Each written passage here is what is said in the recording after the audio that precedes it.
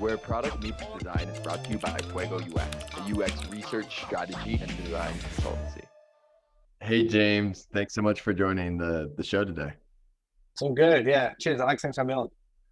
Yeah, no doubt. And to get started, can you give the audience a little bit of context in your journey in product management? Yeah, sure. So I'm the founder of Producto. So Producto is a product management recruitment company. We've been running just over a year, but I founded the business after working in the tech recruitment industry for the last 17 years. So know a bit about the general scene where tech meets design meets product management. And so yeah, founded the company a year ago. Just do product management positions, anything from sort of PO through to CPO for startups and scale-ups across the US. Awesome. Cool. Are you ready to hop into the lightning round questions? Oh, I'm buzzing for it. Let's go. Nice. Let's do it. What's a common myth about product management? I'd say common myth is a lot of companies think that you need to have a certain background, right? So you need to come from, say, software engineering to be a good product manager, or you need to have like a CS degree or something like that, which is not true. I think a good product manager will totally depend on the need of a customer. So a customer might need someone who is more technical by nature, and therefore that might lend itself to someone from a software engineering background. They might need someone that's more design or customer focused, so therefore maybe someone from like design or customer success or pre-sales or customer support type background could lend themselves to being a good product manager.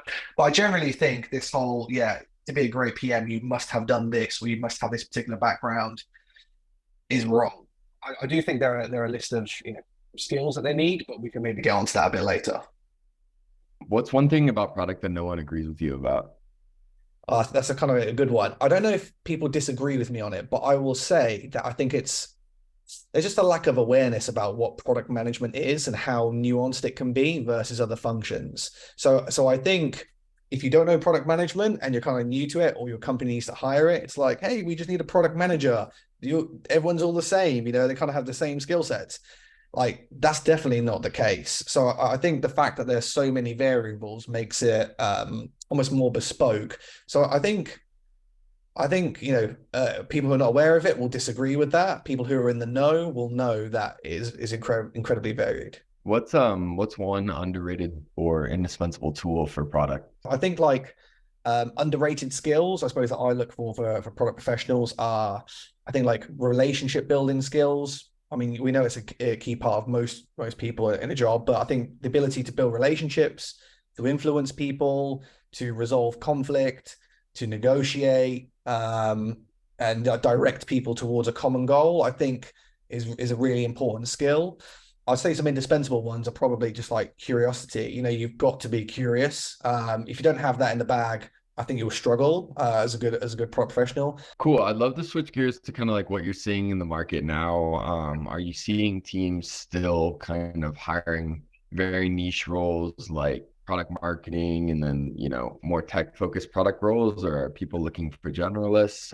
How are companies kind of knowing, hey, this is the right number of product managers on the team and we're good, or hey, we need 10 more? Yeah. So I think there's a few things to unpack there. So currently, as of like June 2023, the market, a lot of companies are looking for lean teams, right? They want to do more with less, is the general vibe. So as far as product management is concerned, if you're running efficiently, you're probably having one product manager to a team of say 6, 7, maybe 8 engineers, but I'm kind of seeing that stretched out a little bit more. So product managers having to do a lot more work with bigger teams. And so therefore what it's requiring is more of a generalist skill set. So I regularly post on this kind of stuff. And I think a lot of people's perception is, hey, if I want to stand out in this market, I've got to have really specific skills and excel in certain areas. Yeah. I actually think in a tighter market, you have to be able to do more things and certainly be more willing to turn your hand to more things. So generalist PMs, so product managers who can do a bit of execution, a bit of strategic work, can lead people, but also do IC work, talk with customers, direct the business, whatever it may be. Those people are highly valuable right now. So I'm definitely seeing a push towards that. Yeah, I mean, I'd probably say that's kind of the main thing. I think companies then are that are looking to scale naturally will want some specialism. So what you tend to find is early stage companies will favor a jack of all trades type product manager as maybe the first hire, who can lead but also do IC work. As they go to make their second or third hire, they'll look to build out a small team of PMs underneath them, and they might um, cut them by like, hey, you're working more closely with engineering. I need you to then go work closer with the customer. So you then start to see some division. Then equally, it depends on where the products are at too. You might also find some companies are, hey, we're in growth phase. So, we'll have some PMs working on just maintaining our products.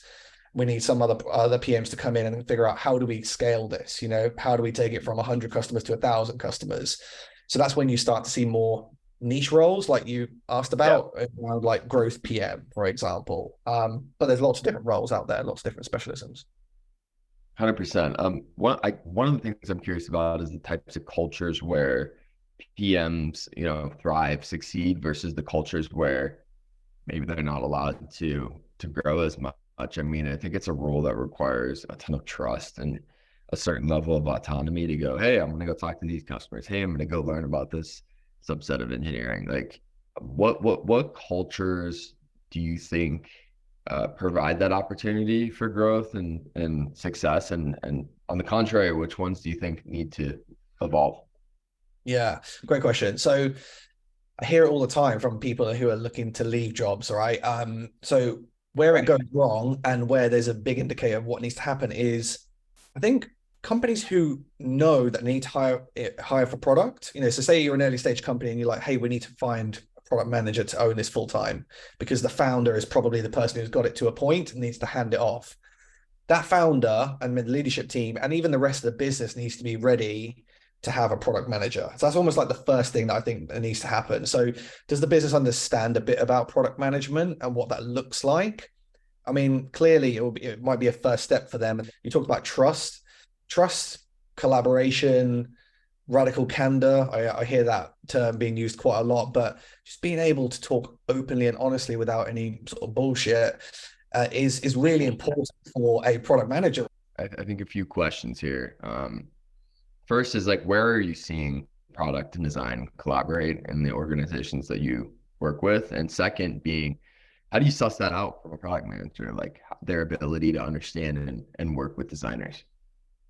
Yeah, good question. So naturally in an organization, right, it's kind of like that tripod. You got obviously product design and engineering.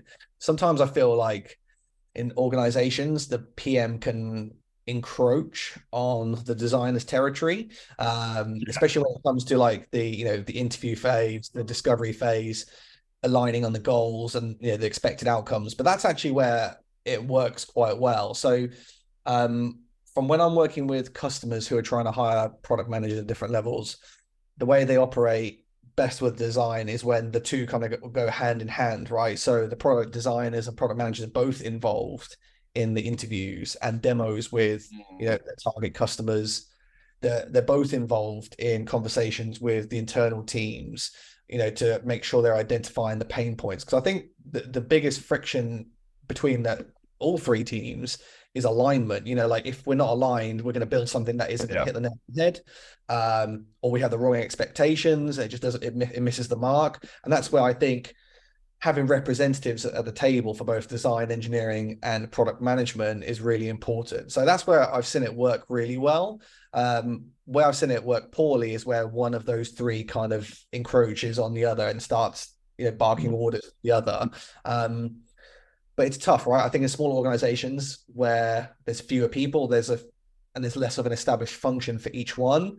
That happens a little bit more often, right? They're stepping on toes, whether it's intentional or unintentional. But I think once you've got a bit more of an established business, maybe like a Series A, Series B, where they're starting to get folks from different functions at the table, that's where I've seen it work quite well. Yeah. And James, where can people go to find more about you and find more about Producto?